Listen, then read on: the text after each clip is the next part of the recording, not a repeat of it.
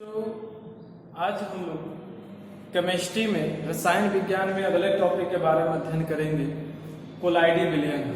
ठीक है, इससे पहले हम आप लोगों को संतृप्त विलयन क्या है और संतृप्त विलयन क्या है इसके बारे में बता दिए थे। अगला टॉपिक है कोलाइडी विलयन, जो विलयन का यह तीसरा प्रकार बता रहे हैं। देखिएगा, ये विलयन का तीसरा प्रकार है। जैसे विलयन को हम 3 भागों में बांटकर अध्ययन कर रहे थे, वास्तविक विलयन, निलंबन और कोलाइडी विलयन। तो 2 हम लोग तो पढ़ चुके हैं ऑलरेडी। आज हमें पढ़ना है कोलाइडी विलयन, कोलाइडी सॉल्यूशन क्या है।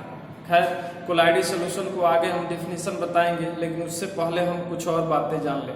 देखिए, थॉमस ग्राहम नामक वैज्ञानिक ने 1861 ईस्वी में पर्चमेंट झिल्ली से विभिन्न पदार्थों को, जो घुलनशील पदार्थ है, उन घुलनशील पदार्थों को पर्चमेंट झिल्ली से आर पार कराकर पदार्थों को 2 भागों में बांटा, या पर्चमेंट झिल्ली के विसरण होने के आधार पर पदार्थों को मुख्य रूप से 2 भागों में बांटा। एक जो है क्रिस्टलाभ और एक है कोलाइडी। एक है क्रिस्टलाभ और एक है कोलाइड है। कोलाइड है, क्या है?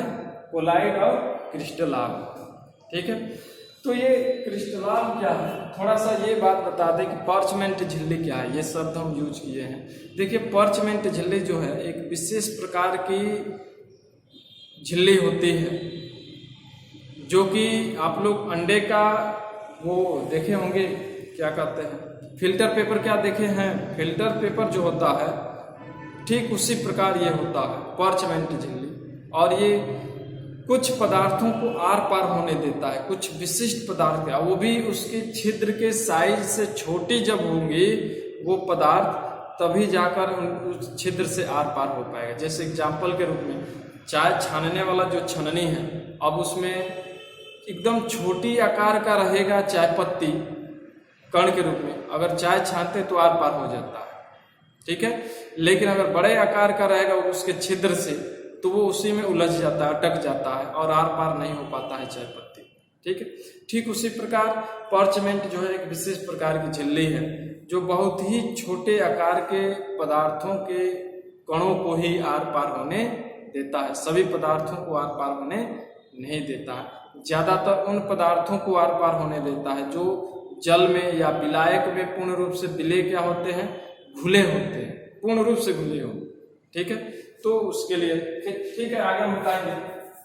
तो क्रिस्टलाभ और कोलाइड। अब क्रिस्टलाभ क्या है, देखिए, वे पदार्थ जो, या वे विलयन, ये भी कह सकते हैं, वे विलयन जो पर्चमेंट झिल्ली से आसानी से आर पार हो जाते हैं। वे विलयन जो पर्चमेंट झिल्ली से क्या होते हैं, आसानी से आर पार हो जाते हैं अथवा विसरित हो जाते हैं, ऐसे पदार्थों को थॉमस ग्राहम ने क्या रखा, क्रिस्टलाभ रखा। क्या कहा? क्रिस्टलाभ कहा। जैसे वास्तविक विलयन वाला है, वास्तविक विलयन जैसे चीनी के लेकर पानी में मिला दिए, नमक लेकर पानी मिला दिए। अब उस पर्चमेंट झिल्ली जो है उससे अगर छानेंगे तो क्या होगा, चीनी जो होता है या नमक जो पानी के अंदर घुला है, वो आसानी से क्या होगा, आर पार हो जाएगा।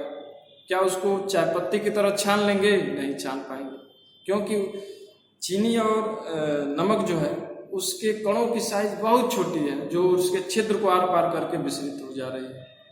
ठीक है, तो इसे क्रिस्टलाभ उन्होंने कहा, जिससे वास्तविक विलयन है, अभी मैं उदाहरण बताया। ठीक है, अब कोलाइड क्या है ये जान लिया जाए। ठीक है, वे पदार्थ जो, या ये कहें वे विलयन जो पर्चमेंट झिल्ली को आर पार नहीं कर पाते, ऐसे पदार्थों को थॉमस ग्राहम ने क्या कहा, कोलाइड कहा। वह विलयन जो पर्चमेंट झिल्ली से विसरित नहीं हो पाते हैं या आर पार नहीं हो पाते हैं, ऐसे पदार्थों को, ऐसे विलयन को उन्होंने क्या कहा, थॉमस ग्राहम ने कोलाइड कहा। ठीक है, तो इसका उदाहरण देखेंगे कोलाइड के। कोलाइड का जो उदाहरण है, गोंद है। गोंद देखते हो ना, गोंद जो होता है उसको अगर पर्चमेंट झिल्ली रख दिया जाए ऊपर से, तो आर पार नहीं हो पाएगा, ऊपर ही रह जाएगा, उसी में उलझा ही रह जाएगा। जिलेटिन है, स्टार्च का विलयन, स्टार्च का विलयन सबसे बढ़िया उदाहरण है माड़। चावल जो होता है, चावल बनाया जाता है, पकाया जाता है, उसमें से माड़ निकलता है, उस माड़ में स्टार्च होता है, ठीक है।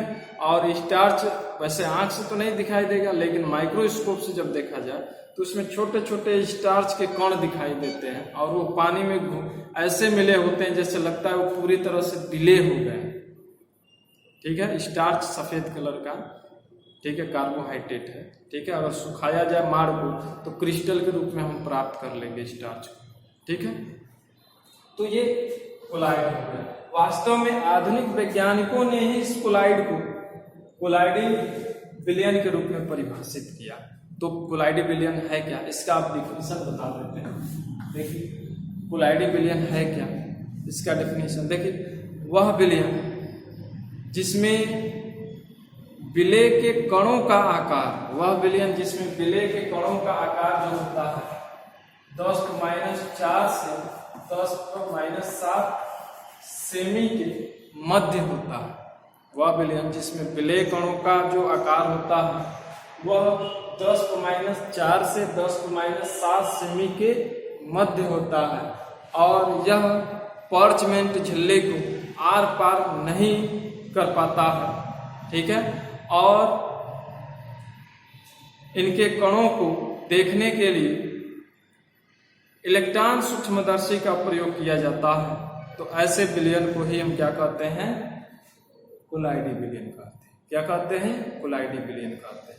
देखिए आप लोग को हम बताए थे कि जो वास्तविक विलयन होता है उसके कणों की जो आकार होता है उसमें बताए थे कि 10⁻⁷ सेमी से अधिक होता है। वास्तविक विलयन 10⁻⁷ सेमी से अधिक होता है। निलंबन में बताए थे कि कणों की जो साइज होती है वह लगभग 10⁻⁴ सेमी होती है। विलय कणों का आकार कितना होता है, 10⁻⁴ सेमी, ये निलंबन में बताए होंगे। और कोलाइडी विलयन में जो होता है इन दोनों के बीच वाला होता है। समझ में आ रहा है ना, यानी इधर वास्तविक विलयन हो गया, इस तरह किया जाए,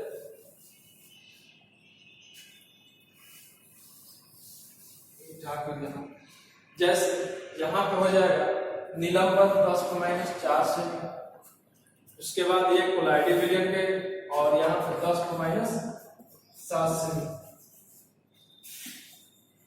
तो ये देखिए निलंबन के विलय कणों का आकार 10⁻⁴ सेमी, कोलाइडी विलयन का 10⁻⁴ से 10⁻⁷ विलय कणों का आकार, और वास्तविक विलयन का विलय कणों का आकार 10⁻⁷ सेमी।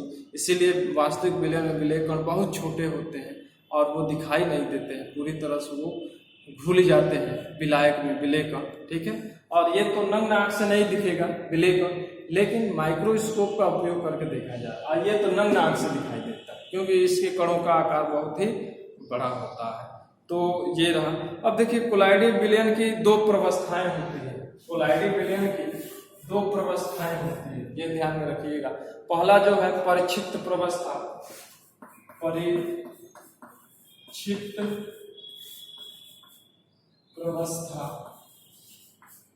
देखिए परिक्षिप्त प्रावस्था है, प्रवस्था पर, हाँ देखिए पहला है परिक्षिप्त प्रवस्था। ये क्या होता है,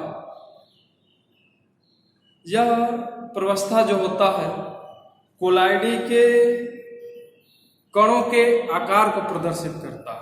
अर्थात कहने का मतलब है कि कोलाइडी विलयन में पाए जाने